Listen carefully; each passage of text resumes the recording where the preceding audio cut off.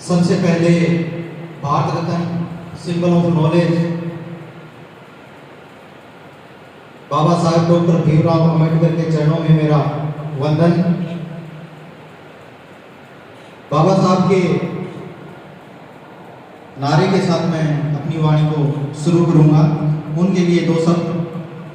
बाबा तेरी कलम के बल पर हम राज करते हैं, बाबा तेरी कलम के बल पर हम राज करते हैं, तेरी करनी पे बाबा हम नाच करते हैं, तेरी करनी के ऊपर बाबा हम नाच करते हैं। बदलेगा वक्त और जमाना भी, बदलेगा वक्त और जमाना भी, जय भीम के उद्घोष से इस कार्यक्रम की शुरुआत करते हैं, जय भीम के उद्घोष से इस कार्यक्रम की शुरुआत करते हैं। आज के कार्यक्रम के मलूकड़ी निहाल जी और आदरणीय वीडियो जी सर, और मैं धन्यवाद व आभार व्यक्त करना चाहूँगा आदरणीय वीडियो साहब का। उन्होंने मेरे छोटे से निवेदन को स्वीकार करते हुए तुरंत हमें इतनी माकूल व्यवस्था बाबा साहब की जयंती मनाने के लिए हमें चंद समय में प्रदान की, इसलिए मैं इनका आभार व्यक्त करता हूँ। और आभार व्यक्त करता हूँ सद्दाम हुसैन भाई का, जो हमेशा सामाजिक सरोकार के, सामाजिक समरसता के जो कार्य होते हैं उनमें जब इनको याद किया जाता है तो ये 24 घंटे हमेशा तत्पर रहते हैं। इनके लिए भी मैं धन्यवाद ज्ञापित करता हूं। और इस कार्यक्रम को आज मूर्त रूप देने में साथी मनोज जी पटवारी और पवन जी इंकिया सर को भी मैं धन्यवाद ज्ञापित करता हूं कि इन पूरे कार्यक्रम की जो रूपरेखा और जो मूर्त रूप दिया, इनके लिए भी मैं धन्यवाद व्यक्त करता हूं। और धन्यवाद व्यक्त करता हूं मेरे सामने सभी मेरे साथीगणों को, निहाल जी भाई साहब को। और निहाल जी ने पूर्व में भी जो बातें थी बता दी थी, और ये कारणवश अब की बार जो कार्यक्रम नहीं हुआ, निहाल जी के घर पर कोई कार्यक्रम होने की वजह से और उनके थोड़ी सी घरेलू कार्य की व्यस्तता की वजह से अब की बार इस कार्यक्रम में ये इसको ब्लॉक स्तर के ऊपर हर्षोल्लास या बड़े प्रोग्राम के रूप में नहीं बना सके। और निश्चित रूप से साथियों विश्वास दिलाते हैं कि आने वाले जो जयंती होगी बड़े हर्ष और उल्लास के साथ धनाव ब्लॉक के अंदर मनाई जाएगी। तो साथियों, आपने सभी ने भी पहले भी बाबा साहब के बारे में बहुत कुछ बता दिया पूर्व वक्ताओं ने, और मैं तो आपको यही कहना चाहूँगा कि भारत के जो भविष्य हैं, कर्णधार हैं, वो होते हैं शिक्षक। और मेरे सामने जो बैठे हैं वो सभी शिक्षक साथी हैं। और आज इस जयंती के ऊपर एक प्रण लेकर के जाएं कि हमारे समाज के जो गरीब, पिछड़े, दबे कुचले जो बच्चे हैं उनको हम पूर्ण रूप से समानता का, शिक्षा का अधिकार देंगे। अगर आर्थिक रूप से वो सक्षम नहीं है तो उनको शिक्षा के रूप में हमारे पास जो बल पड़ता है उसका हम सहयोग करेंगे। आज ये प्रत्येक शिक्षक साथी ये प्रण लेकर के जाएगा, इस प्रकार की आशा और मैं विश्वास करता हूँ। साथियों, जब तक हमारे समाज के अंदर शिक्षा नहीं आएगी, शिक्षा की वह शेरनी का दूध है, जो पिएगा वो दौड़ेगा। और बाबा साहब डॉक्टर भीमराव अंबेडकर जब दहाड़ते थे तो पूरे विश्व के कान खड़े हो जाते थे। वो शिक्षा ही वो चीज है जिसकी वजह से आज बाबा साहब डॉक्टर भीमराव अंबेडकर ने हमें इस खुली हवा में सांस लेने के लिए हमें इतना सशक्त और सशक्त संविधान दिया, जिसकी वजह से आज हम इतने माकूल माहौल के अंदर अपनी बात को सबके सामने व्यक्त कर रहे हैं। तो मैं कहना चाहूँगा, ये सम्मान जो हमें मिल रहा है वो बाबा साहब डॉक्टर भीमराव अंबेडकर के रात व दिन 24 घंटे हमारे समाज के लिए उन्होंने रातें काली की थी, उन्हीं की वजह से मिल रहा है। और साथियों, उन्होंने जो हमें तालीम दी थी, जो शिक्षा दी थी, हम वर्तमान की परिस्थिति में मैं बात करना चाहूँ तो उन्होंने अंत में ये कहा था कि साथियों, अगर मेरे कारवा को आगे नहीं बढ़ा सकते, मेरे कारवा को तुम आगे नहीं बढ़ा सकते, तो आपसे गुजारिश रहेगी कि मेरा जो कारवा है उसको पीछे मत जाने देना। तो मैं आपसे ये निवेदन करना चाहूँगा कि बाबा साहब ने जो हमें दिया था, जो चीज़ें हमें दी थी, उसको कभी भी पीछे मत जाने देना और उस कारवा को आगे ही बढ़ाते रहना।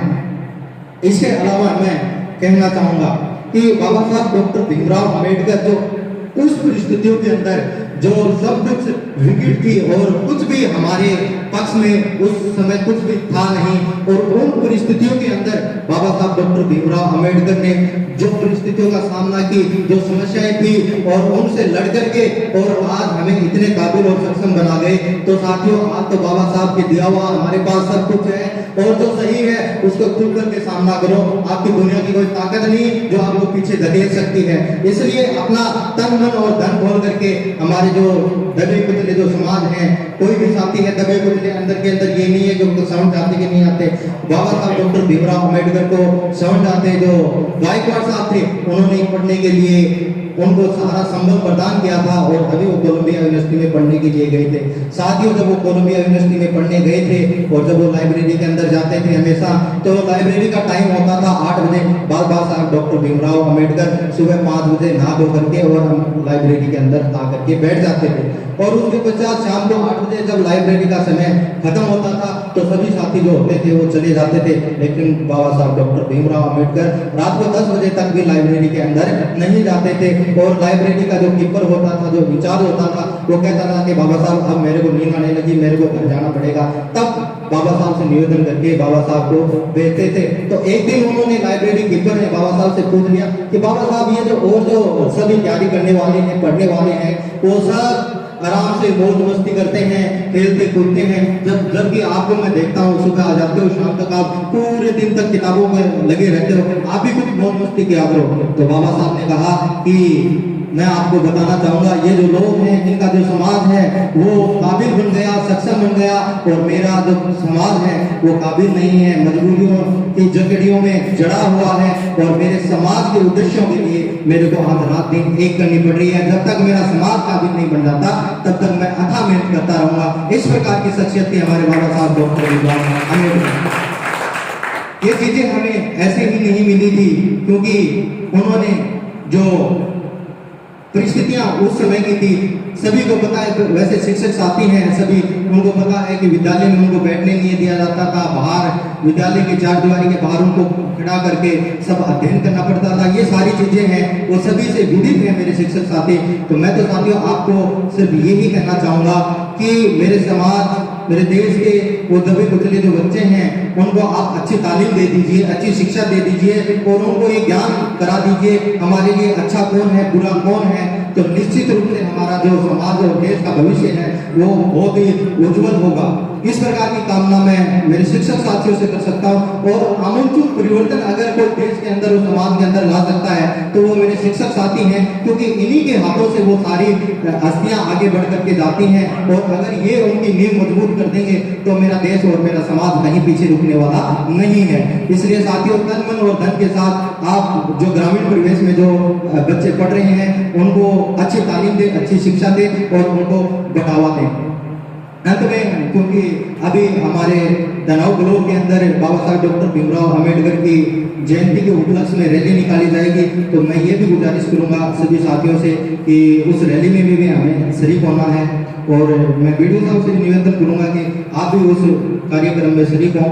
और सभी शिक्षक साथियों का मैं धन्यवाद भी ज्ञापित करता हूँ, क्योंकि एक छोटे से मैसेज के ऊपर आप एक ही चंद मैसेज किया था, और उस मैसेज के ऊपर आप सभी बाबा साहब डॉक्टर भीमराव अम्बेडकर की जयंती बनाने के लिए आप इस कैंपस के अंदर उपस्थित हुए, तो आप भी धन्यवाद के पात्र हैं। तो मैं अपनी वाणी को यहीं विराम दूंगा। विराम देने से पहले एक छोटी सी शायरी मैं बोलना चाहूंगा।